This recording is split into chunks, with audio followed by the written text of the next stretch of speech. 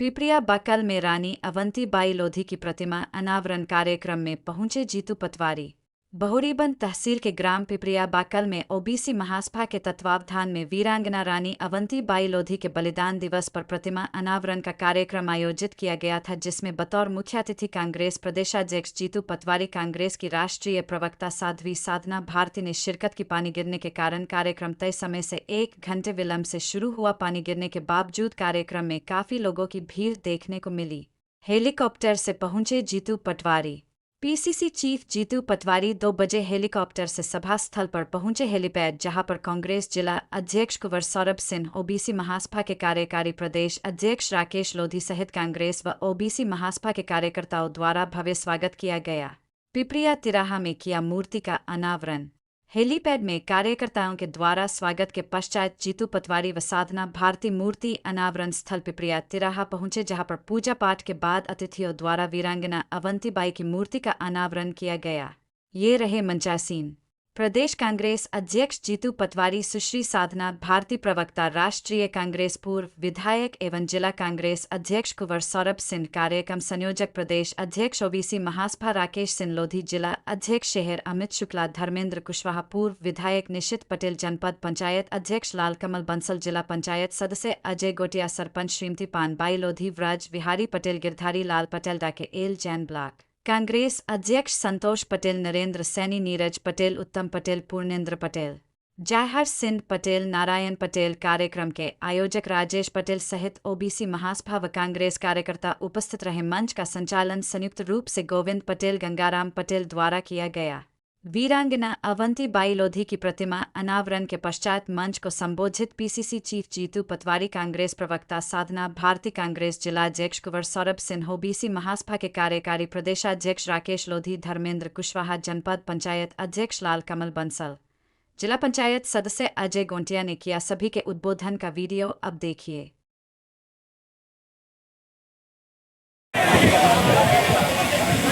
धन्यवाद। आज 20 मार्च वीरांगना रानी अवंतीबाई लोधी का बलिदान दिवस, शहादत दिवस। मैं आज पिपरिया तिराहा में मां वीरांगना अवंतीबाई लोधी की प्रतिमा का अनावरण हुआ है। मुझे लगता है आज हमें, हमारे लिए, सभी समाज के लिए गौरवान्वित करने वाला क्षण है कि नहीं है? तो सब लोग एक बार दोनों हाथ उठा करके बोलेंगे, रानी तेरा ये बलिदान, रानी तेरा ये बलिदान। धन्यवाद आप सभी का। आज इस गौरवशाली क्षण के लिए आज हमें समय दिया, हम सब पर विश्वास किया।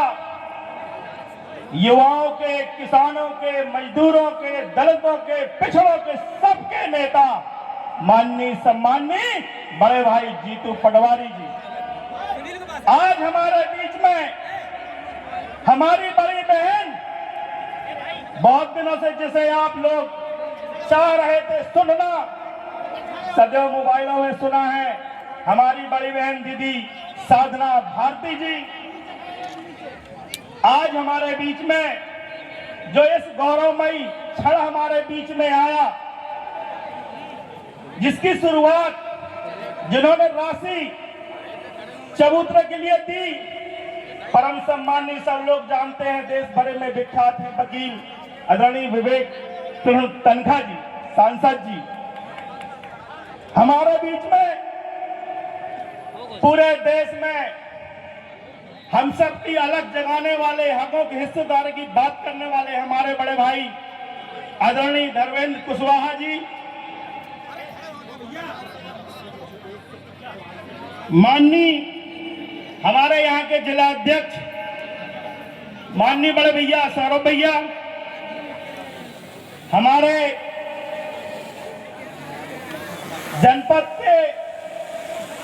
जनपद अध्यक्ष लालकमल बंसल जी, हमारे साथी बड़े भाई जिला पंचायत के साथी अजय गौटिया जी,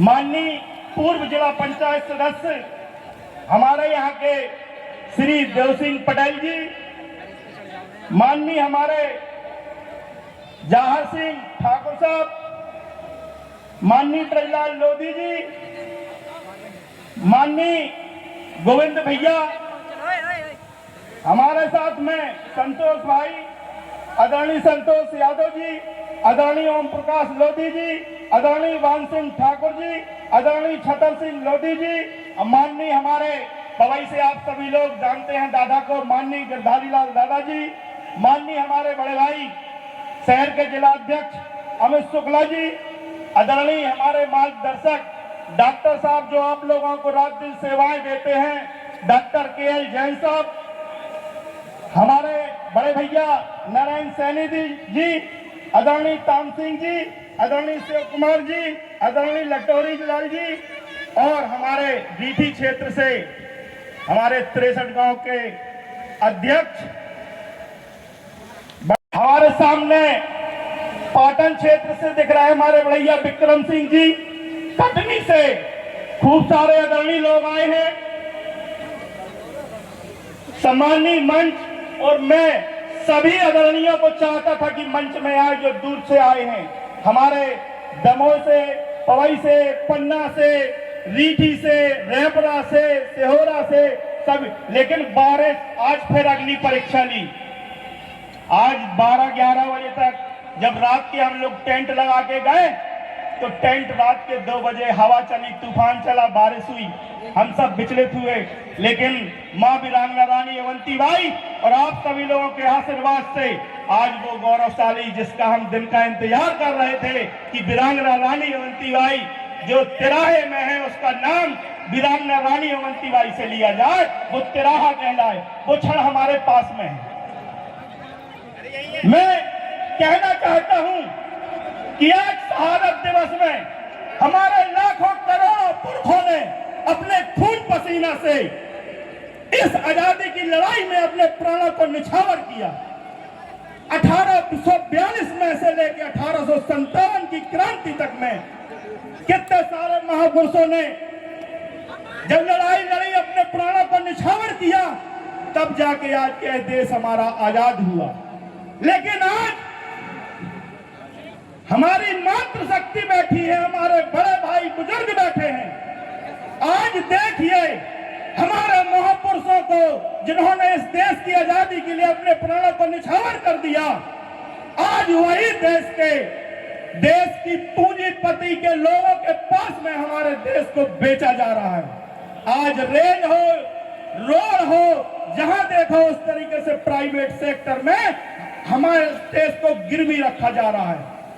आज आदरणीय अध्यक्ष साहब बैठे हैं, चुनाव के समय में 2700 रुपए क्विंटल गेहूं की बात करते हैं, आज तक नहीं। हमारे अध्यक्ष जी किसान के बेटा 50 किलो का बोरा रख करके मांग करने गए थे।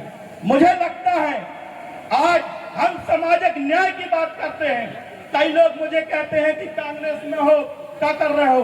हम विचारधारा के साथ में क्यों हैं कि हम देख चुके सत्ता को। जब पूर्व गृह मंत्री और वर्तमान में रक्षा मंत्री राजनाथ सिंह ने कहा था कि हमारी दोबारा सरकार बनेगी तो हम जातिवार जनगणना कराएंगे, प्रतिनिधित्व देंगे, लेकिन हमारे दलित पिछड़ों के साथ में छल हुआ। देश की राजनीति के लिए पिछड़ों के मोहरा बना करके वोट लिया गया और हम सभी आप लोगों ने वोट दिया। वही कंडीशन मध्य प्रदेश की है, 2003 से लेकर के आज तक पिछड़ा वर्ग का मुख्यमंत्री और हम लोग वोट दे रहे हैं, लेकिन दुर्भाग्य देखिए आज भी 13% वोट हमारे दलित पिछड़ों के साथ दिन रात भटक रहे हैं और सरकार गोगी बहरी बनी बैठी हुई है। मैं आज इसलिए इस मंच पे हूँ और इसलिए अध्यक्ष जी से बात करते हैं कि जब भी हम जीतू भैया के पास में गए 13% होल्ड के छात्र को लेकर के, उन्होंने तुरंत प्रेस वार्ता की, उन्होंने हमारी आवाज उठाई।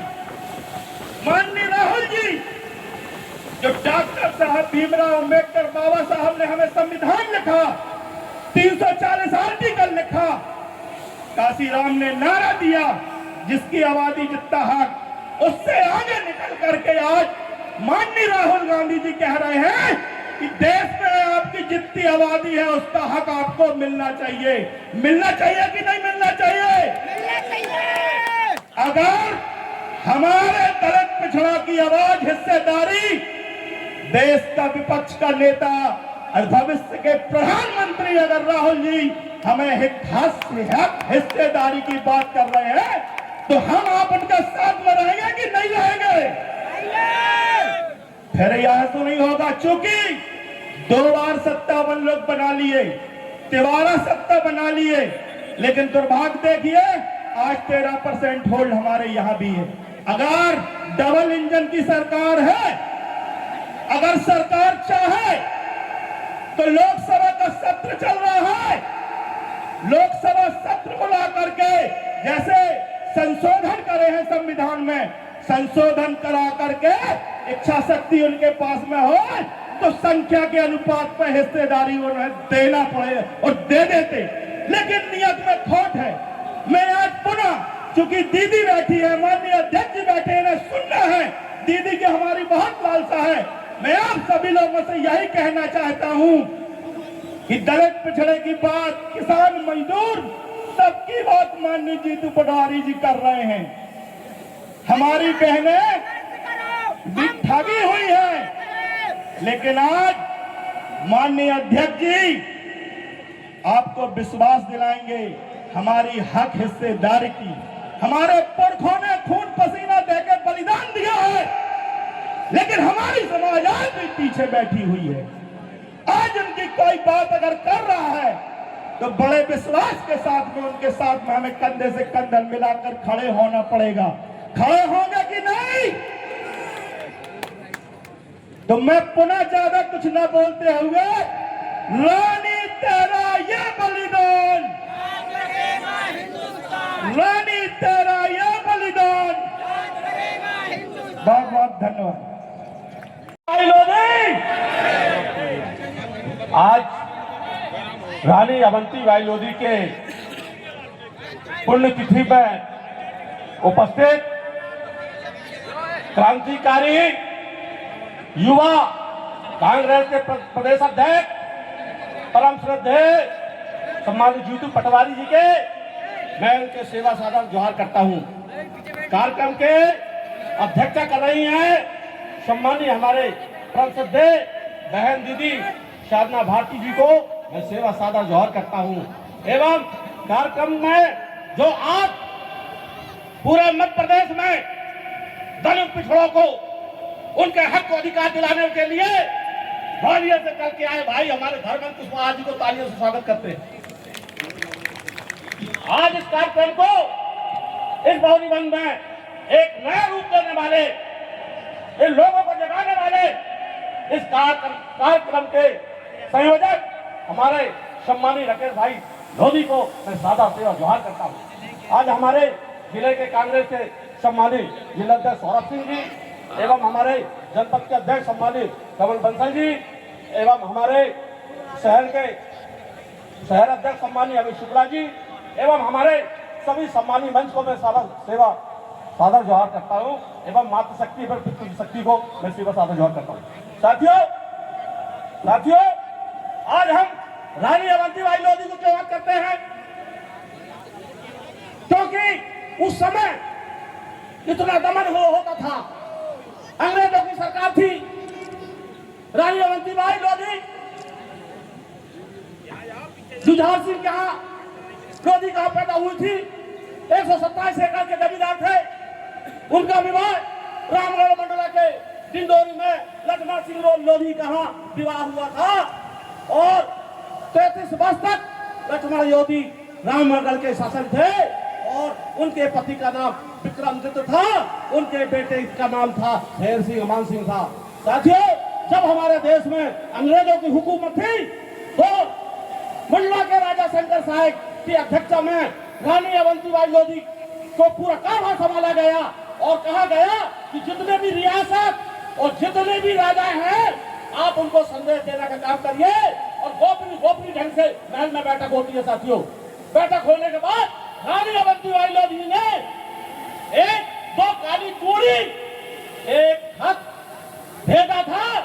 कि या तो मातृभूमि के लिए निछोवा कर दो या तो काली चूड़ी पहन लो।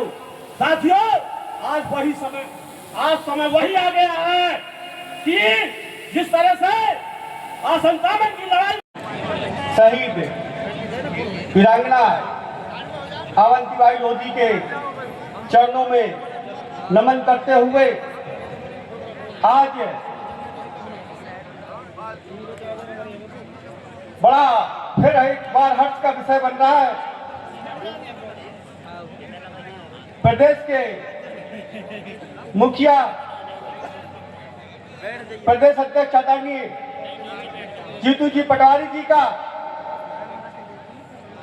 मैं यहाँ उपस्थित सभी सम्मानित सदन से यह निवेदन करना चाहूंगा कि एक बार जोरदार तालियां से माननीय जीतू भैया का स्वागत करें और उनको यह बताएं कि यहाँ पर उपस्थित जो जन समुदाय है वो खरीदा नहीं गया है, पैसे से बुलाया नहीं गया है। आपकी युवा शक्ति को सुनने के लिए, आपको देखने के लिए यहाँ पर आतुर है और उपस्थित है।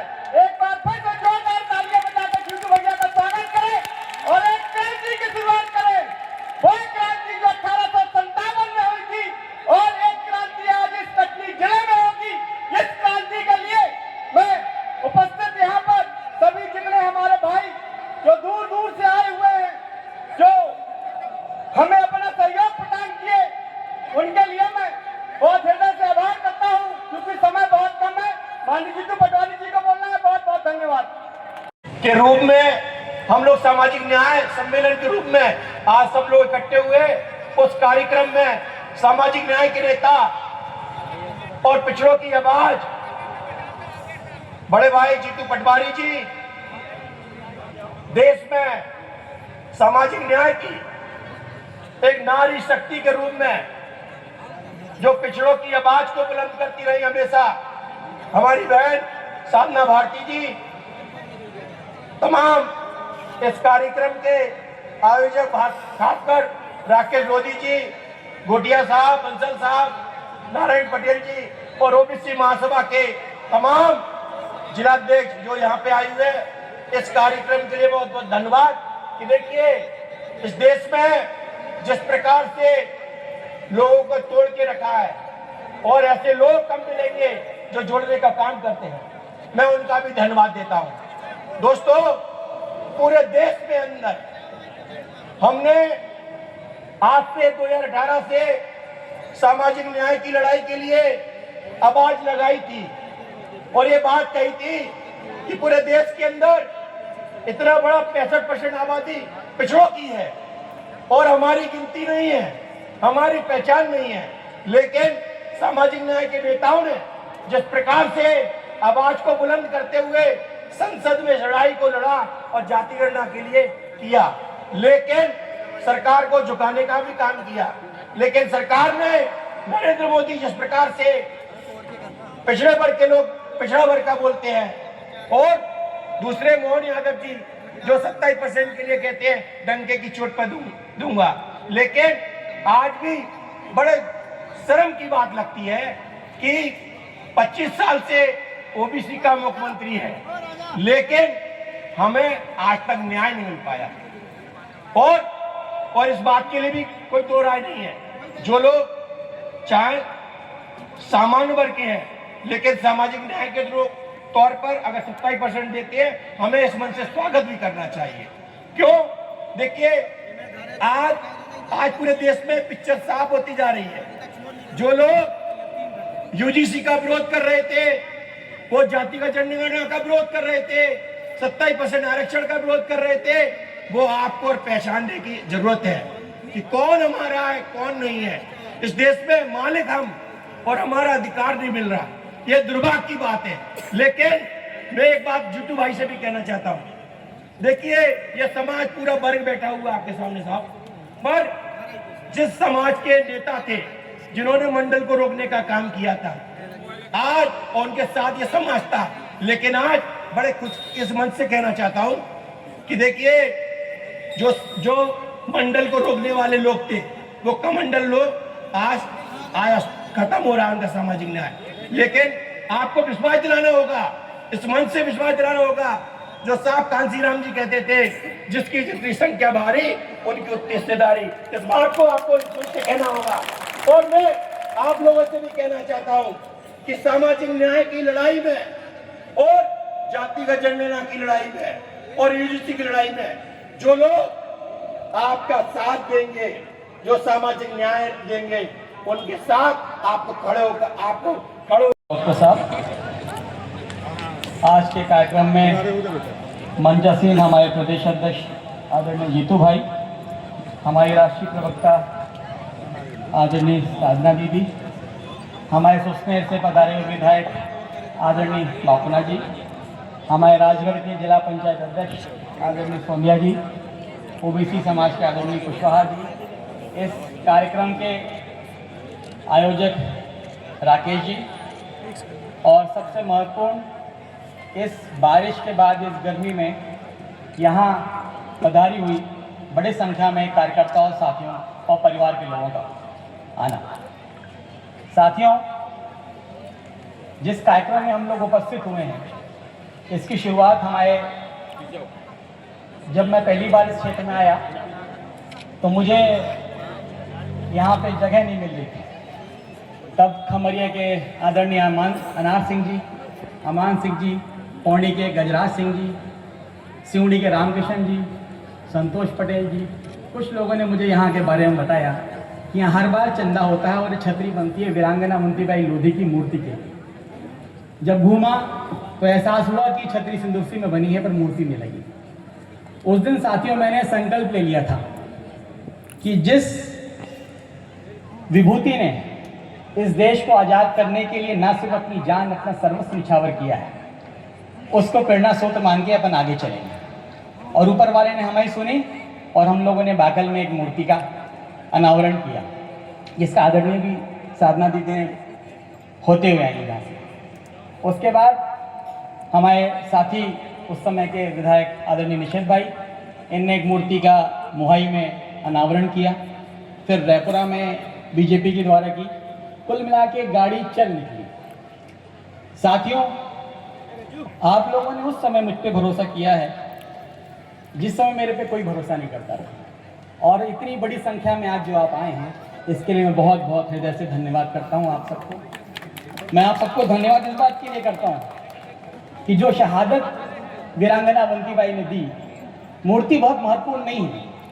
मैं कुछ नाम लूँगा आपके सामने। ठाकुर दरियाब सिंह जी लोधी, ये हीरापुर के थे, बुंदेलखंड से। ये भी 1857 की क्रांति में इनको को फांसी हुई। गणेश सिंह महतो लोधी जी, ये भी गोहान बुंदेलखंड के थे, इनका भी जेल में निधन हुआ। भीमा नायक जी खरगोन, मंगल पांडे जी उत्तर प्रदेश, नाना साहब बेटू, बाबू कुंवर सिंह जगदीशपुर बिहार, रानी लक्ष्मीबाई, बहुत से ऐसे नाम हैं जिनने अपना सर्वस्व देश के लिए निछावर किया। हम लोग भाग्यशाली हैं कि हमारे बीच मूर्तियों का अनावरण हो रहा है, पर इस अनावरण से बस मैं इतना चाहूँगा कि उनकी जो शहादत है, उनकी जो वीर गति है, वो व्यर्थ न जाने पाए। उनने जिस देश के लिए, जिस किसान के लिए, जिस लोगों के लिए कल्पना करी और अपना सर्वस्व निछावर किया, हमको उसको जिंदा रखना है। विगत कुछ समय से मैं पार्टी का नाम नहीं लूँगा, पर चूंकि हम लोग कांग्रेस से हैं तो हमारा धर्म बनता है कि हम जनता के पक्ष में उनकी बात करें। लगातार चाहे किसानों का मुद्दा हो, धान तुलाई का मुद्दा हो, बगल में बोरी में 63 किसानों की धान तुल गई और नहीं हुई। यहाँ भी आपके यहाँ पे जब तुलाई को किसान जाता है तो रात रात भर ट्रैक्टर से खड़ा रहता है।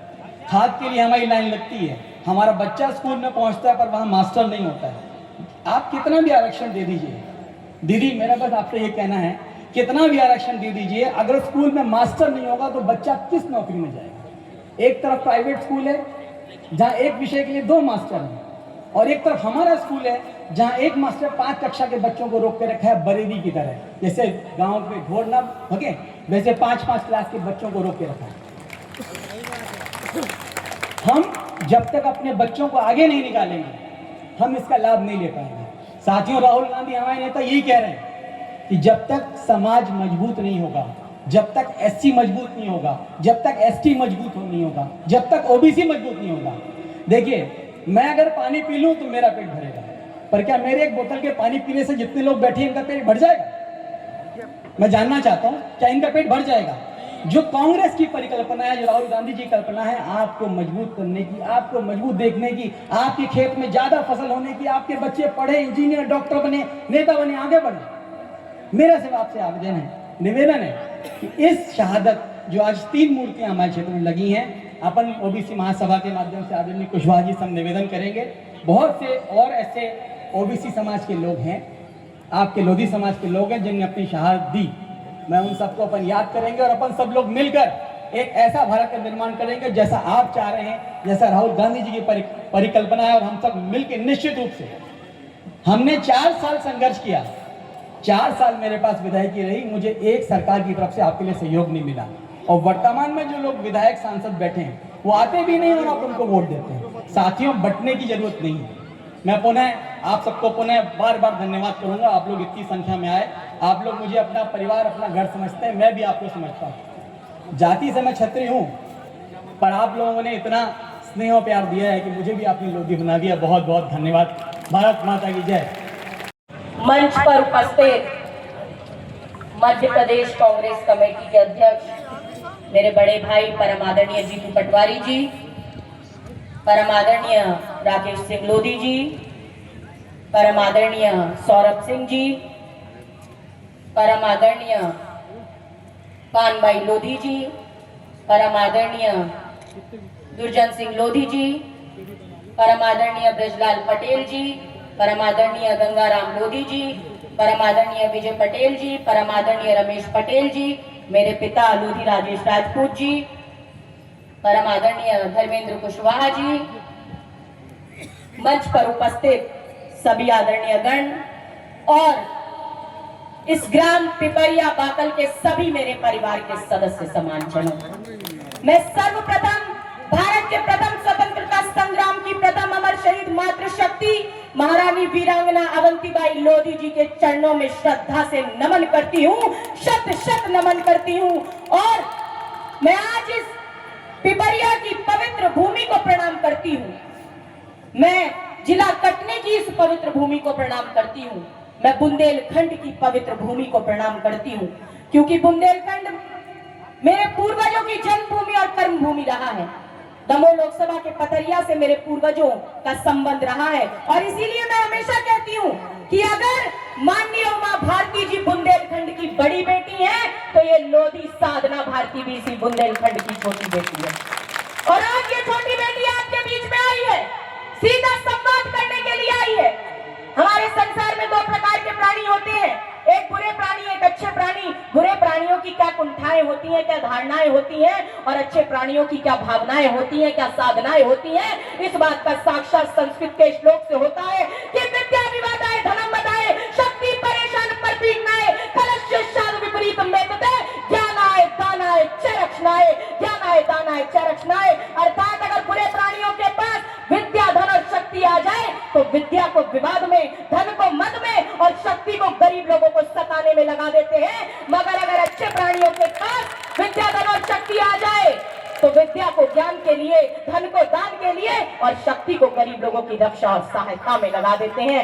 आज अच्छे व्यक्तित्वों की श्रेणी में आते हैं मेरे बड़े भाई आदरणीय जीतू पटवारी जी, जो कि समय समय पर सर्व समाज सहित ओबीसी लोधी राजपूतों के वंचित, शोषित, पीड़ित बेटे बेटियों की आवाज भी बन जाते हैं, जो आपको मनोवादी, शोषणवादी सत्ता के खिलाफ सड़कों पर संघर्ष करते हुए नजर आते हैं, जो धर्म और जात के नाम पर काटने, छाटने और बांटने वालों से सर्व समाज सहित ओबीसी, एससी और एसटी को बचाना चाहते हैं, जो मध्य प्रदेश के अंदर ओबीसी को 14% की जगह शीघ्र 27% आरक्षण दिलाना चाहते हैं। ऐसे आदरणीय जीतू पटवारी जी, जिन्होंने समय समय पर ओबीसी के शोषित, पीड़ित, वंचित बेटी बेटियों की आवाज बनने का काम किया, आज मैं उनका यहाँ आने पर हार्दिक स्वागत करती हूँ, हार्दिक अभिनंदन करती हूँ। आदरणीय विवेक तनखा जी का भी इस वीरांगना रानी अवंतीबाई लोधी जी की इस भव्य और दिव्य प्रतिमा को स्थापित कराने में उनकी भी अहम भूमिका है। आज मैं उनका भी हार्दिक आभार करती हूँ। विवेक तनखा जी उस जबलपुर संभाग से आते हैं जहां पर कांग्रेस की तत्कालीन सरकार ने मध्य प्रदेश वीरांगना रानी अवंतीबाई लोधी सागर परियोजना रखने का काम किया था। साधना भारती आज ये कहना चाहती कि आज देश और मध्य प्रदेश में दो विचारधाराएं हैं। एक तरफ है मनुवादी, सत्तावादी, सावरकरवादी, गौडसेवादी विचारधारा जो कि तोड़ने का काम करती है, जिसके अनुयायियों ने देश के आजादी के आंदोलन में अंग्रेजों का अर्दली बनकर उनका साथ निभाया और जिनके अनुयायियों ने देश के रणबांकुर देशभक्तों के खिलाफ मुखबरी करने का काम करके दिखाया। और जिस विचारधारा के साथ आज देश के प्रधानमंत्री जी जो अपने आप को ओबीसी बताते हैं वो और मुख्यमंत्री मोहन यादव जी आज उनके साथ खड़े हैं। दूसरी तरफ है सत्यतावादी, मानवतावादी, गांधीवादी, अम्बेडकरवादी विचारधारा जो जोड़ने का काम करती है, जिसके अनुयायियों ने आजादी के आंदोलन में अरे देशभक्तों का साथ निभाया, अपना खून देश के लिए बहाया, देश के रणबांकुरों का साथ निभाया। और आज ऐसी देशभक्त विचारधारा के साथ आदरणीय राहुल गांधी जी, आदरणीय जीतू पटवारी जी और आपकी ये बहन और आपकी बेटी लोधी साधना भारती खड़ी हुई है। और आज मुझे लगता है कि अम्बेडकरवादी, गांधीवादी, मानवतावादी, सत्यतावादी विचारधारा से के अनुयायी आज हजारों की संख्या में पिपरिया के इस प्रांगण में मौजूद है। और साधना भारती सफल आयोजन के सूत्रधार, संघर्षशील, जमीनी पकड़ रखने वाले जुझारू आदरणीय राकेश सिंह लोधी जी और उनके सभी सहयोगी और समाज सेवियों को साधना भारती इस सफल आयोजन के लिए हार्दिक बधाई देती है, हार्दिक शुभकामनाएं देती है। और हार्दिक शुभकामनाएं देते हुए मातृशक्ति वीरांगना रानी अवंतीबाई लोधी के चरणों में शत शत नमन करती है। मैं आज राजा लोधी हृदय शाह जी को शत शत नमन करती हूँ। मैं आज लोधी राजा अमर सिंह महतो जी को शत शत नमन करती हूँ। आज मैं कुंवर गणेश सिंह महतो जी को शत शत नमन करती हूँ। और हमारे समाज के प्रथम सांसद रहे लोधी शिरोमणि स्वामी ब्रह्मानंद जी को मैं श्रद्धा से नमन करते हुए सर्वप्रथम भगवान का नाम लेना चाहती हूँ।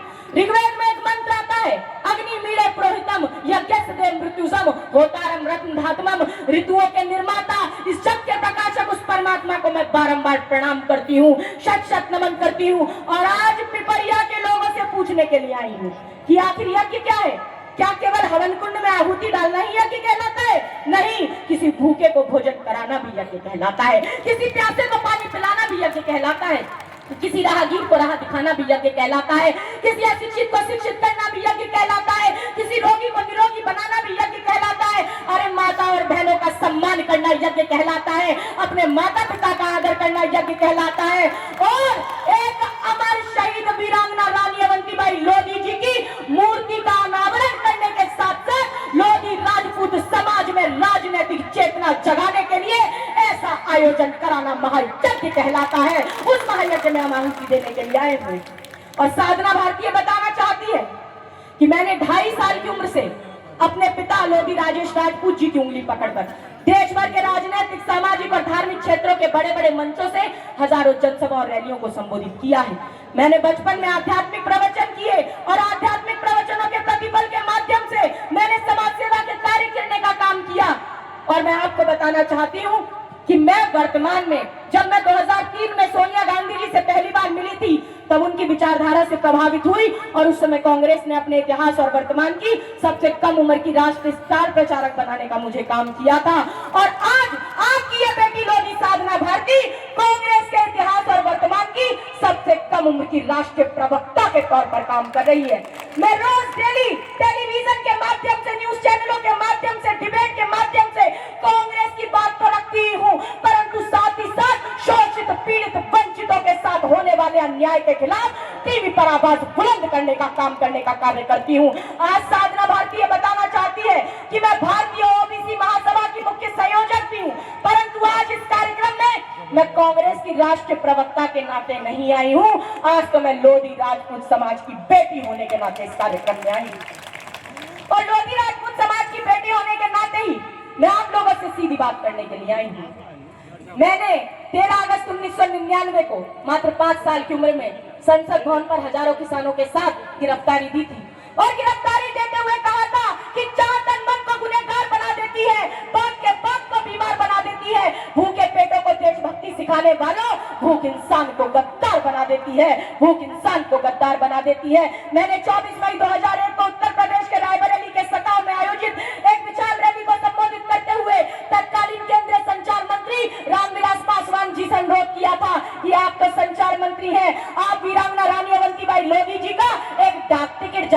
दीजिए। उन्होंने मेरा अनुरोध स्वीकार करते हुए मेरे पिता लोधी राजेश राजपूत जी के अथक प्रयासों के बाद उत्तर प्रदेश के एटा में मेरे समक्ष ही वीरांगना रानी अवंतीबाई लोधी का 4 रुपए मूल्य का डाक टिकट जारी कराने का काम किया।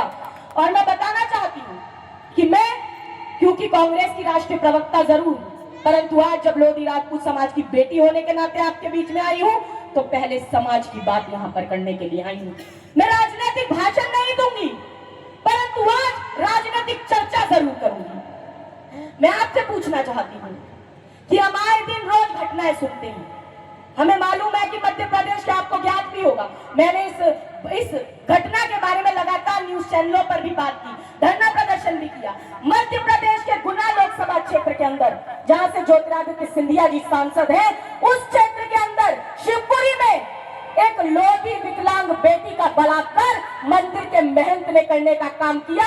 उसके पिता को जान से मारने की धमकी का डर दिखाकर उसके साथ बलात्कार बार-बार करने का काम किया। और जब ये घटना सार्वजनिक हुई, मुझ तक पहुंची, तब वो बेटी 8 माह की गर्भवती हो चुकी थी। उसके बाद मैंने वहां पर जाके धरना प्रदर्शन किया और मैं धन्यवाद करूंगी क्योंकि कांग्रेस पार्टी ने भी उस धरना प्रदर्शन में सहयोग करने का काम किया था। और जब वो धरना प्रदर्शन किया, ज्ञापन सौंपने का काम मैंने किया कि वो जो बलात्कारी महंत बाबा ब्रजेश शर्मा है, उसे तत्काल गिरफ्तार किया जाए। परंतु मैं बताना चाहती हूँ कि एक बिन ब्याही माँ, एक बलात्कारी ने एक बिन ब्याही माँ एक बेटी को बना दिया। परंतु आज 2 साल से ज्यादा होने वाले हैं, परंतु अभी तक वो आरोपी गिरफ्तार नहीं हुआ है। आज साधना भारती पूछना चाहती है कि जिस समय पर लोकसभा चुनाव हुआ था, उस समय पर तो आदरणीय उमा भारती जी भाजपा की स्टार प्रचारक की सूची में शामिल नहीं, परंतु उसके बाद भी वो आदरणीय सिंधिया जी को अपना भतीजा बताकर उनका चुनाव प्रचार करने के लिए आई थी। उनका हाथ पकड़कर वोट मांगने का काम किया था। परंतु मैं पूछना चाहती हूँ कि जब हमारी बेटी के साथ बलात्कार हुआ, वो 8 माह की गर्भवती हुई, उसने एक बच्चा पैदा किया, उसका बच्चा 2 साल का होने वाला है, परंतु जब आप भी आरोपी गिरफ्तार नहीं है, तो परम आदरणीय उमा भारती जी ने क्यों आदरणीय सिंधिया जी से कहकर तत्काल उस आरोपी को गिरफ्तार कराने का काम नहीं किया। आज साधना भारती कहना चाहती है कि मेरा सौभाग्य रहा है कि मैं आदरणीय उमा भारती जी की गोद में खेली हूँ। मैंने 2003 में पिछोर में अपनी अंतरात्मा की आवाज पर कहा था कि आदरणीय उमा भारती जी मध्य प्रदेश की प्रथम महिला मुख्यमंत्री बनेंगी। मैं उनका बहुत आदर करती हूँ, सम्मान करती हूँ, परंतु आज बड़े दुख के साथ मन महसूस कर यह कहना पड़ता है कि जब जब समाज के साथ अन्याय होता है, हमारे ही समाज के शीर्ष नेतृत्व चुप्पी साध कर मौन धारण करने का काम करते हैं, चुपचाप तमाशा देखने का काम करते हैं। मैं बताना चाहती हूँ, अशोकनगर के अंदर ही हमारे समाज के एक युवा को मल मैला खिलाने का एक वीडियो वायरल हुआ और मल मैला खिलाने का आरोप लगाते हुए वो वीडियो वायरल हुआ। उसके बाद हाहाकार मचा, बहुत शोर हुआ। आदरणीय जीतू पटवारी जी का भी एक वीडियो आया था, उन्होंने उस समय पर कलेक्टर से बात की कि ये गलत हुआ है, अमानवीय कृत्य हुआ है, परंतु सरकार ने उल्टा आदरणीय जीतू पटवारी जी पर एफआईआर दर्ज करने का काम किया, उस बच्चे को न्याय दिलाने का काम नहीं किया।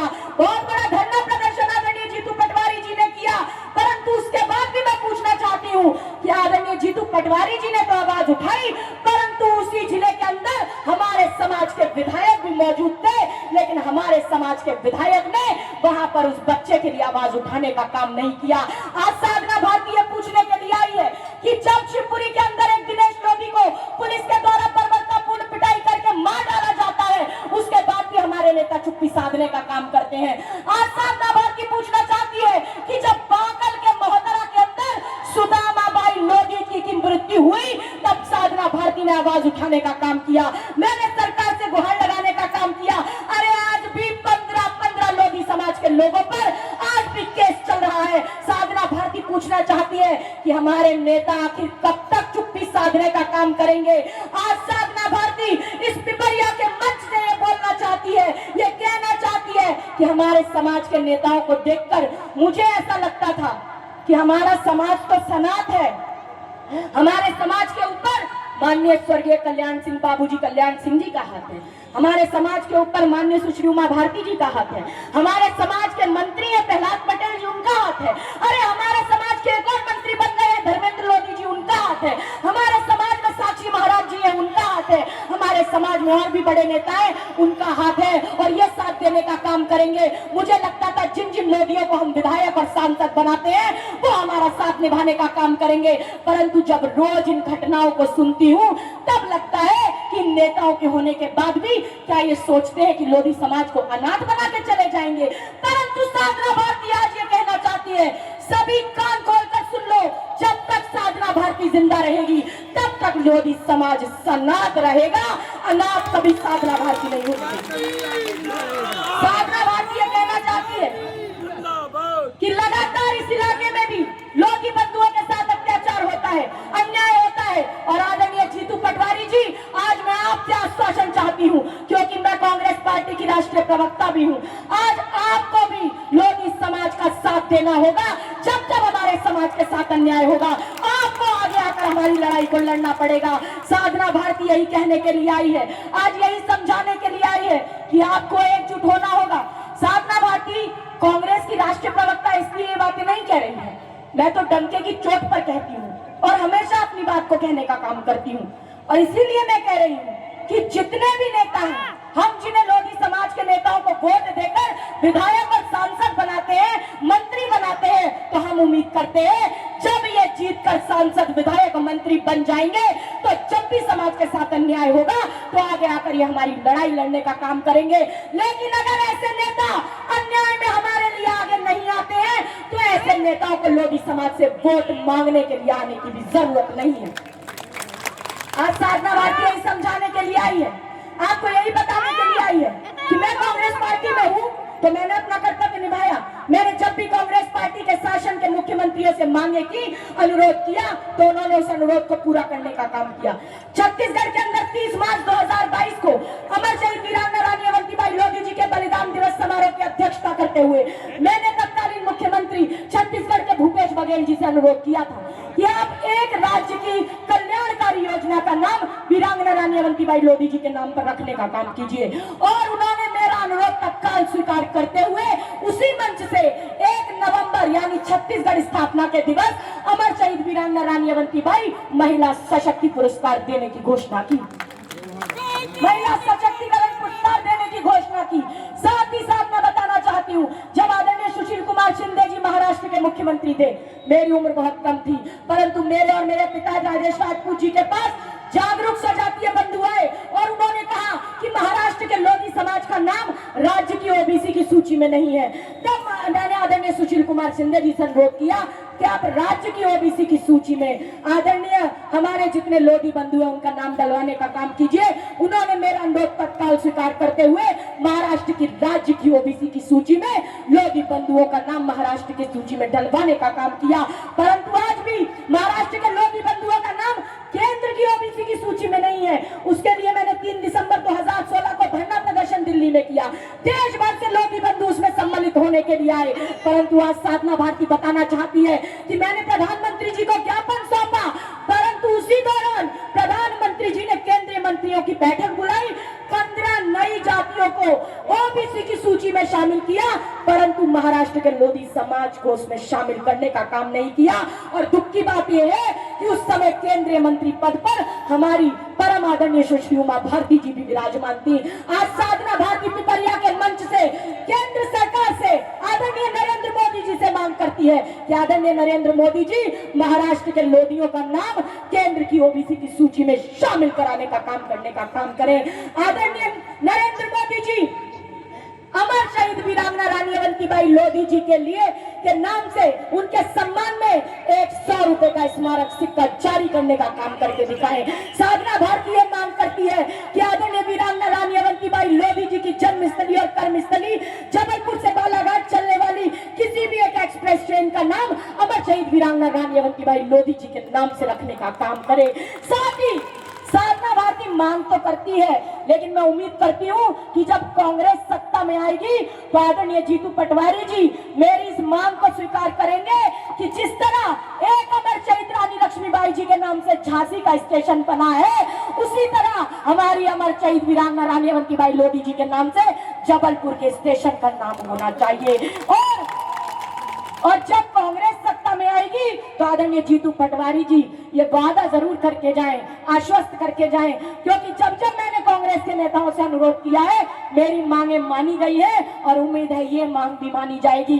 साधना भारती अंतिम में यही कहना चाहती है कि हमारे देश की कुल आबादी, कुल जनसंख्या लगभग 150 करोड़ है, जिसमें से 135 करोड़ की जनसंख्या ओबीसी एससी एसटी यानी बहुसंख्यक बहुजन समाज की है, जिसके आरक्षण पर 49.5% की एक सुप्रीम कैप लगी हुई है। और अगर तमिलनाडु का अपवाद छोड़ दिया जाए, उसके अलावा देश के अंदर कहीं भी बहुसंख्यक बहुजन समाज को कहीं भी 49.5% से ज्यादा आरक्षण नहीं दिया जा सकता है। और मध्य प्रदेश की बात करें तो यहाँ तो ओबीसी को मात्र 14% आज आरक्षण दिया जा रहा है।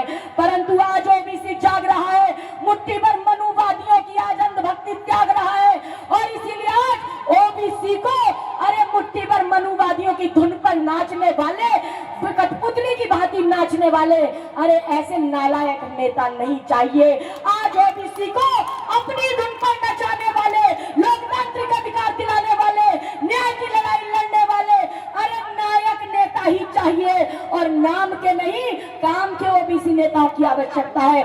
नहीं तो नाम के लिए तो नरेंद्र मोदी जी भी देश के प्रधानमंत्री हमारे ओबीसी बताते हैं, नाम के लिए तो मोहन यादव जी भी अपने आप को ओबीसी बताते हैं, परंतु मनुवादी आरएसएस के आका मोहन भागवत जी की आज्ञा के बिना ओबीसी वर्ग के लिए कुछ करके नहीं दिखा पाते हैं। इसीलिए ये तो सर्वविदित है कि लोकसभा में विपक्ष के नेता और कांग्रेस के कर्मियों का राहुल गांधी जी आत्मा के अंतःकरण से सर्व समाज सहित ओबीसी एससी एसटी को संख्या बल के अनुपात में सभी जगह हिस्सेदारी दिलाना चाहते हैं। परंतु हिस्सेदारी कब मिलेगी? हिस्सेदारी तब मिलेगी जब निष्पक्ष और ईमानदारी से जातिगत जनगणना कराई जाएगी। मगर मोदी सरकार द्वारा अरे यूजीसी के नए नियम लागू करके अगड़ों और पिछड़ों में द्वेष का दरिया बहाया जा रहा है। जातिगत जनगणना से ध्यान भटकाने का षड्यंत्रकारी चक्रव्यूह रचाया जा रहा है। सरकारी संस्थानों का निजीकरण करके लोकतंत्र को लूटतंत्र के लुटेरों से लुटवाया जा रहा है। और इसीलिए साधना भारती ये कहना चाहती है, अगर सबको हिस्सेदारी चाहिए तो फिर तो राहुल गांधी जी बात करते हैं, तो राहुल गांधी जी के नेतृत्व में देश में और मध्य प्रदेश में कांग्रेस की सत्ता को लाना होगा। और अगर कांग्रेस की सत्ता को लाना है तो मैं यही कहूंगी कि आदरणीय जीतू पटवारी जी का ध्यान मैं अपनी बात पर विशेष तौर से चाहूंगी कि वो ध्यान दें, क्योंकि आज मैं समाज की तरफ से मांग कर रही हूं कि अगर आप चाहते हैं कि देश और मध्य प्रदेश में कांग्रेस सत्ता में फिर से आए तो आदरणीय जीतू पटवारी जी आपको भी सर्व समाज सहित संख्या बल के अनुपात में इस खजुराहो लोकसभा क्षेत्र में भी आपको ओबीसी प्रत्याशी खड़े करने होंगे, उन्हें टिकट देना होगा, प्रतिनिधित्व देना होगा। और मैं बता रही हूँ जब जाहिर है कि खजुराहो लोकसभा क्षेत्र में 85% से अधिक आबादी एससी एसटी ओबीसी की है। सर्व समाज जानता है ये बात। और मैं ये कहना चाहती हूँ कि भाजपा ने 5 बार अपनी ओबीसी प्रत्याशी के रूप में आदरणीय उमा भारती जी को खजुराहो लोकसभा क्षेत्र से अपना प्रत्याशी बनाया और उमा भारती जी ने भी 5 में से 4 बार खजुराहो लोकसभा क्षेत्र को भारी मतों से जीत कर दिखाने का काम करके दिखाया। लेकिन अफसोस है कि आजादी से आज तक कांग्रेस पार्टी ने कभी भी खजुराहो लोकसभा क्षेत्र से किसी कर्मठ ओबीसी प्रतिभा को अपना कैंडिडेट प्रत्याशी बनाने का काम नहीं किया। और 2029 में अगर खजुराहो लोकसभा क्षेत्र से आप एक कर्मठ ओबीसी प्रतिभा को अपना प्रत्याशी बनाएंगे तो निश्चित ही खजुराहो लोकसभा क्षेत्र को आप कांग्रेस की झोली में डालकर दिखाकर जा पाएंगे। साथ ही साथ खजुराहो लोकसभा क्षेत्र की 8 विधानसभाओं में से अगर 3 पर भी ओबीसी कैंडिडेट उतारेंगे तो आप 8 में से 6 विधानसभा क्षेत्रों पर जीत दर्ज करा पाएंगे। और ये मेरा अनुमान और आकलन नहीं है, ये अनुमान और आकलन बहुसंख्यक बहुजन समाज का है। आज देश और मध्य प्रदेश का बहुसंख्यक बहुजन समाज कांग्रेस की तरफ अभिलाषा की निगाहों से टकटकी लगाकर देख रहा है और मुझे लगता है अब वो समय आ गया है जब उस अभिलाषा को आपको पूरा करके दिखाना होगा। मैं बस अंतिम में यही कहूंगी कि हो गई है पीर पर्वत सी पिघलनी चाहिए, इस हिमालय से कोई गंगा निकलनी चाहिए, मेरे सीने में नहीं तो तेरे सीने में सही हो कहीं भी आग लेकिन आग जलनी चाहिए, हो कहीं भी आग लेकिन आग जलनी चाहिए। और आज मैं हूँ कांग्रेस की राष्ट्रीय प्रवक्ता, मुझे गर्व है इस बात पर। मैं भारतीय ओबीसी महासभा की मुख्य संयोजक भी हूँ, मगर सबसे पहले मैं लोधी राजपूत समाज की बेटी हूँ। इसीलिए आज हमेशा कहती हूँ आज भी डंके की चोट पर कह रही हूँ, लोधी समाज के कई मंच होते हैं जहाँ भाजपा के नेता भी आते हैं, सपा के भी आते हैं, बसपा के भी आते हैं, कांग्रेस के भी आते हैं, लेकिन मैं हमेशा कहती हूँ, आज फिर कहूंगी, डंके की चोट पर कह रही हूँ कि लोधी राजपूत समाज न भाजपा का बंधुआ मजदूर है, लोधी राजपूत समाज न कांग्रेस का बंधुआ मजदूर है, लोधी राजपूत समाज न बसपा का बंधुआ मजदूर है, लोधी राजपूत समाज न सपा का बंधुआ मजदूर है। हम उसका साथ देंगे जो हमें प्रतिनिधित्व देने का काम करेगा, आगे बढ़ाने का काम करेगा, हमारे युवाओं के लिए लड़ाई लड़ने का काम करेगा, हमारे युवाओं को प्रतिनिधित्व देने का काम करेगा। जब हमारे साथ अन्याय होगा तो हमारे लिए न्याय की लड़ाई लड़ने का काम करेगा। और मैं बताना चाहती हूँ, लोधी राजपूत समाज करोड़ों की संख्या में वास करता है। अरे जिस दिन चाहेंगे मनुवादी शोषणवादियों का तख्ता पलट देंगे, इतनी ताकत हम रखते हैं। अंत में यही कहूंगी कि अधिकार खोकर बैठे रहना ये महादुष्कर्म है, न्यायालय अपने बंधु को भी दंड देना धर्म है। और दो बात गांधी उठाओ, अरे जब संसद गूंगी शासन बहरा होने लगता है और कलम की आजादी पर भी पहरा होने लगता है, तब अंतर आ ही जाता है शब्दों की परिभाषा में। साधना भारती को चिल्लाना पड़ जाता है अंगारों की भाषा में। अरे जब शोषण और दोहन की सीमा, जब व्यक्ति की पीड़ा के दामन में डल जाता है, जब तो सारा व्याकरण पेट की अग्नि में जल जाता है, जब भूख बगावत की सीमा पर आ जाती है, तब भूखी जनता सिंहासन को खा जाती है। अरे कोई ना डराए हमें कुर्सी के गुमान से, कोई ना खेले हमारे मान सम्मान और स्वाभिमान से।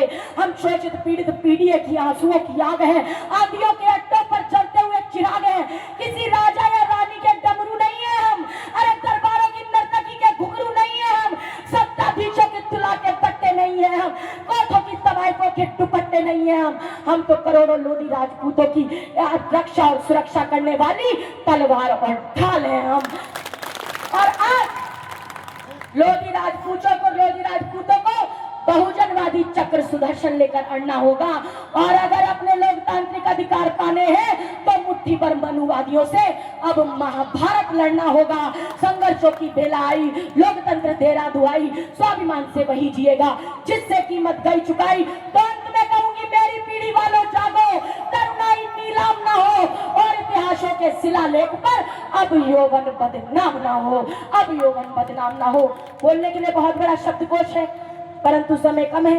अंतिम में एक आश्वासन देना चाहती हूँ, इस बात का आश्वासन कि अगर आप मेरी एक एक बात से सहमत हैं, अगर आप चाहते हैं कि समाज के जो शीर्ष नेतृत्व है उन्हें समाज के लिए न्याय के लिए आगे आना चाहिए, अगर आप चाहते हैं कि जबलपुर के स्टेशन का नाम भविष्य में अमर शहीद वीरांगना रानी अवंतीबाई लोधी जी के नाम से होना चाहिए, अगर आप चाहते हैं कि समाज को प्रतिनिधित्व मिलना चाहिए, तो जितने भी लोग हैं सभी दोनों हाथ खड़े करके आश्वासन दिला दीजिए। मंच पर उपस्थित सभी लोग हाथ खड़े कर लें। जीतू भैया ने भी हाथ खड़े कर दिए, सभी लोग अपने अपने गले के पीछे हाथ अरे हाथ खड़े कीजिए, आपकी बेटी नहीं थकती, आप थक जाते हैं, दोनों हाथ खड़े कीजिए। पीछे सभी लोगों ने हाथ खड़े कर लिए। सभी चाहते हैं समाज को प्रतिनिधित्व मिले, सभी चाहते हैं ओबीसी एससी एसटी के साथ न्याय हो, तो तालियों की गड़गड़ाहट से आश्वासन दिला दीजिए। बोलने के लिए बहुत बड़ा शब्दकोश है कि आज का दिन छोटा पड़ जाएगा। पटवारी जी, जीतू पटवारी जी जिंदाबाद, जिंदाबाद, जीतू पटवारी जी जिंदाबाद, जिंदाबाद, अरे जीतू पटवारी जिंदाबाद, जिंदाबाद, जिंदाबाद। मंच पर विराजित लोधी समाज की पूरे देश में नाम रोशन करने वाली हमारी छोटी बहन, आपकी बेटी साधना भारती जी के लिए जरा जोरदार तालियों से स्वागत कर रहे हैं।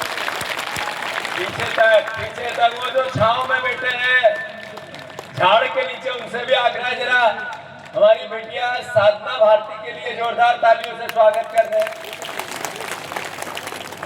आदरणीय परम सम्मानित यहाँ उपस्थित सभी परिवारजन, इतनी बड़ी तादाद में हमारी माताएं बहनें बैठी है। मैं देख रहा था कि एक तरफ पांडाल लगा है जहाँ थोड़ी छांव है, दूसरी तरफ रात की बरसात के बाद की तेज एकदम चेहरे पर चिपकने वाली धूप है। उसके बावजूद मेरे परिवार के लोग बहुत धैर्य, बहुत हम्बल और एक सम्मान के साथ बैठे हैं। मैं सबके चरणों में सर रखकर आप सबको प्रणाम करता हूं, साधुवाद करता हूं, धन्यवाद देता हूं। मैं धन्यवाद देता हूं हमारे छोटे भाई आपके बेटे जिन्होंने आज वीरांगना अवंतिका बाई लोधी जी की जो मूर्ति के अनावरण कार्यक्रम में मुझे यहाँ आने के लिए एक तरह से आमंत्रित किया। मैं धन्यवाद देता हूँ सारी ओबीसी महासभा को जिन्होंने ये अलग जगह है कि जिसकी जितनी संख्या भारी उसकी उतनी हिस्सेदारी। मैं इस भाव को आप सबको नमन करता हूँ। मैं हमारे जिला कांग्रेस के अध्यक्ष जी सौरभ भैया आदरणीय, शहर कांग्रेस के अध्यक्ष जी अमित जी आदरणीय, हमारे द्विवेदी जी जो विधायक आए हैं, ये सुस्तेर के विधायक हैं। यहाँ से 500-700 किलोमीटर दूर सुस्तेर राजस्थान की बॉर्डर से लगा हुआ जगह, पर उसके बावजूद भी जो उनकी चमक है, आपको जो प्रेम है उनको खींच के लाया। मैं उनका भी यहाँ साधुवाद धन्यवाद देता हूँ। हमारे एक और जिला पंचायत के अध्यक्ष है चंदर सोंधिया। सोंधिया समाज ओबीसी का ही एक समाज है। उनके राजगढ़ के जिला कांग्रेस के अध्यक्ष है, उनका भी मैं सम्मान करता हूँ। एनएसयूआई के अध्यक्ष जी हमारे यहाँ पर उपस्थित है, मेरे बहुत पुराने साथी। मैं जब यूथ कांग्रेस का प्रदेश का नेता था, जिले का नेता था, कार्यकर्ता था, तब से बहुत लंबी एक फहरिस्त है जो परिवार के लोग हमारे साथ निश्चित से लेके सभी परिवार के लोग या नाम लेने के लेकर मैं क्षमा चाहता हूँ, पर मैं धर्मेंद्र का नाम भूल जाऊंगा तो अच्छा नहीं लगेगा। मंच पर विराजित सभी परिवार के लोग और सामने उपस्थित सभी पत्रकार बंधु, बहुत भाषण हुए, बहुत बातें हुई। आप सब इतनी बड़ी तादाद में इतनी गर्मी में भी यहाँ उपस्थित है, इस भावना को सार्थक करने के लिए कि हम क्यों इकट्ठे हुए हैं।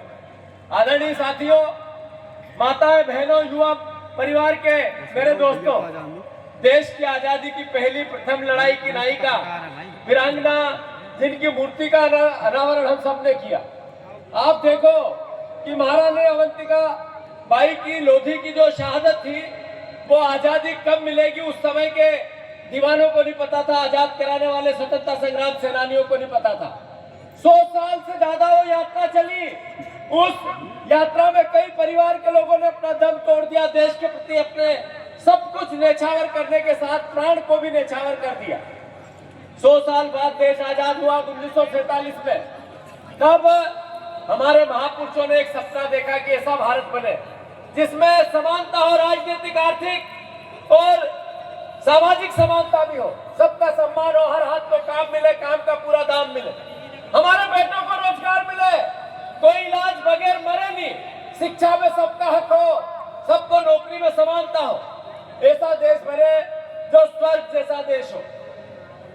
75 साल की देश की आजादी के बाद क्या हम आज यहाँ एकत्रित है? क्या ऐसा देश बना पाए हैं? विचार करने की आवश्यकता है मेरे परिवार के साथियों, सोचने की आवश्यकता है कि क्या हम ऐसा देश बना पाए जिसमें राजनीतिक, आर्थिक और सामाजिक समानता, इक्विलिटी एक जैसी हो?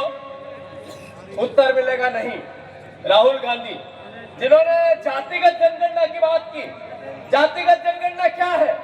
जातिगत जनगणना जब वो बार बार सवाल उठाते थे तो मैं बहुत दुख के साथ ये कहता हूँ कि आपके समाज के, हमारे समाज के, जो उमा भारती जी से लेकर सभी परिवार के लोग जो ओबीसी और एसटी और एससी से आते हैं, उन्होंने भी उनका विरोध किया। क्यों विरोध किया? क्योंकि जातिगत जनगणना के भावना का मूल पवित्र मंत्र क्या है? उससे देश को गुमराह करना चाहते हैं, उस पर राजनीतिक चश्मा लगाना चाहते हैं, उसमें देश को बांटना चाहते हैं। अरे एक परिवार है जिसमें 4 बेटे हैं, एक पिता है, उसकी अपेक्षा होती है कि चारों बेटों को मैं एक जैसा रखूं, चारों बेटों से मैं एक जैसा प्यार करूं, सबको सम्मान की निगाह से देखूं, सबको जो मेरे पास संपत्ति है एक जैसी दूं। ये न्याय है प्रकृति का। जब जातिगत जनगणना की बात राहुल गांधी ने की तो किसी जात और किसी धर्म या अपर कास्ट या ओबीसी या एसटी एससी की नहीं की। उन्होंने कहा गरीब की पहचान करनी है। कौन है गरीब? देश की 70 साल की आजादी के बाद अगर गरीब है तो लोधी समाज क्यों है? अगर ये सवाल पूछना गलत था तो राहुल गांधी जी ने गलती की, और अगर सही था तो राहुल गांधी को ये काम करना था या नहीं करना था? हाँ या ना? तो जो जातिगत जनगणना, किसके पास कितनी शिक्षा है, किस समाज के पास कितनी अर्थव्यवस्था है, किस समाज में कितने रोजगार है, किस समाज में कितने बेरोजगार है, क्या सामाजिक दृष्टि से एक समाज, देश की मूल जो धारणा है, जो मूल प्रगति का रास्ता है उसमें सम्मिलित होता है या नहीं होता है? जातिगत जनगणना में इन आंकड़ों की बात होगी। नरेंद्र मोदी गाली देते थे, उनके मंत्री कहते थे जो करेगा जात पात की बात उसको मारेंगे हम लात। राहुल गांधी के साथ ऐसा ऐसा व्यवहार किया। मैं आज फक्र महसूस करता हूँ, ये राजनीतिक मंच नहीं है, पर ये कहते हुए कि राहुल गांधी ने दृढ़ संकल्प लिया और आखिरी में मोदी को झुकना पड़ा और देश में जातिगत जनगणना का ऐलान करना पड़ा। आदरणीय साथियों, मैं अनुरोध करना चाहता हूँ, यहाँ कौन कौन ऐसा व्यक्ति है जो खेती और किसानी से संबंध रखता है? हाथ ऊंचे करके बताओ। सारे किसान हैं। मैं बहुत आत्मा से आपको अपनी बात कहना चाहता हूँ और बहुत आत्मा से आप मेरी बात सुनो, पवित्रता से सुनो। मैं जब आपसे बात करूंगा तो एक राजनीतिक दल कांग्रेस पार्टी के अध्यक्ष के रूप में नहीं करूंगा। मैं जब आपसे बात करूंगा तो एक किसान का बेटा, आप ही का, जो हाल और बखर की मूल भावना को समझता है, जो खेती में लगने वाली फसल जब लगती है तो जब पकेगी उसकी आस को जानता है, जब फसल लगती है और बीच में ओला पाला या किसी भी प्राकृतिक आपदा से फसल नष्ट हो जाती है, उस दर्द को मैं जानता हूँ। मैं जानता हूँ कि कब हम कर्ज लेते हैं किसान साहूकार से और कब कर्ज लेता है बैंक से, कब सरकार से कर्ज लेते हैं और नहीं चुका पाते हैं तो जमीन बेचते हैं। उस दर्द को भी मैं जानता हूँ। मैं जानता हूँ उस पीड़ा को कि साल भर मेहनत करने के बाद एक किसान के घर में सिर्फ कर्ज आता है, कोई किसी प्रकार की संपत्ति, किसी प्रकार का लाभ किसान के घर में नहीं आता। उस वेदना को मैं जानता हूँ। मैं जानता हूँ आपके उस व्यवहार को कि जब हमारी इज्जत बचानी होती है कि हम कर्ज में हैं, फिर भी रिश्तेदार आ गए, शादी है, हम कर्ज में हैं, जमीन बेचने की नौबत आ गई, उसके बाद भी जब इज्जत बचानी होती है तो किस तरीके से एक व्यक्ति का व्यवहार समाज में होता है, कैसे जीते हैं हम, उस दर्द को मैं जानता हूँ। मेरे भी पिता आप जैसे ही रोज खेती करने जाते हैं। हम सोयाबीन उगाते हैं, गेहूं उगाते हैं, लहसुन प्याज। ये लहसुन प्याज सोयाबीन और गेहूं जब फसलों के दाम नहीं मिलते हैं, आस टूट जाती है, घर में शादी है, आने वाला मामेरा करना है और घर में पैसे नहीं है, उस दर्द और उस वेदना को मैंने भोगा है। मैं अनुरोध करना चाहता हूं आप सबसे, इस बार मध्य प्रदेश में किसान की सरकार बनानी है। समर्थन करोगे आप लोग? कौन कौन करेगा? हाथ ऊंचे करो। तो मैं आपका बेटा हूं, भरोसा रखो मुझ पे और गोद ले लो मुझे। आप आपके घर में मुझे एक बेटे के रूप में, भाई के रूप में अपना लो। मैं जब मध्य प्रदेश में सरकार बनेगी आपके सम्मान में कोई कसर नहीं छोड़ूंगा। वचन दे रहा हूं इस पवित्र स्थल पर आप सबको। आदरणीय साथियों, ये बहनें बैठी है इतनी बड़ी तादाद में, हमें झूठ नहीं बोलना। हम उस वंशज के, वंशावली के हिस्से हैं जिसमें महारानी अवंतिका बाई लोधी का सबसे ऊपर नाम लिया जाता है। कितनी बहनें यहाँ जो बैठी है, लाडली बहना के 1500 रुपए मिल रहे, हाथ ऊंचे करो, नीचे करो। कितनी बहनें ऐसी है जिनको नहीं मिल रहे, वो हाथ ऊंचे करो। करो, झूठ मत बोलो, करो जिनको नहीं मिल रहे। आप देखो प्रदेश में 4 करोड़ बहनें हैं, 1 करोड़ बहनों को 1500 रुपए मिल रहे हैं, 3 करोड़ बहनों को उससे अलग रखा गया है। सरकार मध्य प्रदेश की जनता की सरकार जब पार्टी से ऊपर उठकर आती है, मोहन यादव मुख्यमंत्री हम सबके, अगर 1 करोड़ बहनों को 1500 रुपए देंगे और 3000 का वादा किया था और 3 करोड़ बहनों को मध्य प्रदेश में कुछ नहीं देंगे, क्या प्रदेश के मुखिया के रूप में मोहन यादव ये न्याय कर रहे हैं? ये मेरी बहनों को जिनने हाथ ऊंचे किए, आपको कहा था 3000 देंगे, तब आपने वोट दिया, सही है कि गलत? अरे हाँ या ना? अब दे रहे 1500। ये झूठ बोला गया कि नहीं, पाखंड किया गया कि नहीं किया गया? अरे 1 करोड़ 1500 देंगे। भाभी, जिसके यहाँ 1500 रुपए आ रहे हैं उसको बिजली का बिल 3000 से कम आ रहा है क्या? उसको यूरिया सही साट, उसका पति लाइनों में लग लग के डंडे खाता रहा, वो वेदना देखी आप लोगों ने? अरे आप ये बताओ, आज जब ये पेट्रोल डीजल और गैस की टंकी 2-2 हजार 3-3 हजार में मिल रहा है, तो वो 1500 रुपए तो वापस पीछे के रास्ते से सरकार ने छीन लिए। सही है कि गलत? हाँ या ना? जो आप लोग, शिवराज सिंह चौहान किसान पुत्र थे, 1 लाख बार उन्होंने कहा कि मैं किसान के लिए कुछ कर जाऊं तो मेरा जीवन में आना सार्थक हो जाए। डबल इनकम करना है, लाभ का धंधा बनाना है। भरोसा करो, जैसे मैं आज आपके गोद आया हूं, ऐसे उन्होंने भी कई बातें आप लोगों से की। 97% किसान, 97% किसान कर्ज में है। मैं आपसे भी आग्रह करना चाहता हूं, झूठ नहीं बोलना। मेरे पिताजी अभी 3 दिन 30 तारीख को सोसाइटी के लोन का परिवर्तन करना है, नहीं तो ब्याज डबल हो जाएगा। तो फसल बेच दे जल्दी से और वो बैंक की पहले भर्ती कर ले, फिर अपन नए सिरे से लोन ले लेंगे। वो ऐसी आज मुझे घटना बता रहे केसीसी के लोन की। कौन कौन किसान ऐसा है? फिर महारानी अवंतिका बाई लोधी के वंशज है, झूठ नहीं बोलेंगे, ईमानदारी से बात करेंगे। जिसने कर्ज नहीं लिया है जरा वो हाथ ऊंचा करें। आप लोगों ने कर्ज नहीं लिया जिनने हाथ ऊंचा किया? बाकी सबने लिया है। इसका मतलब 97% किसान कर्ज में है। तो फिर हमारे प्रदेश के मुख्यमंत्री आज देश के कृषि मंत्री हैं।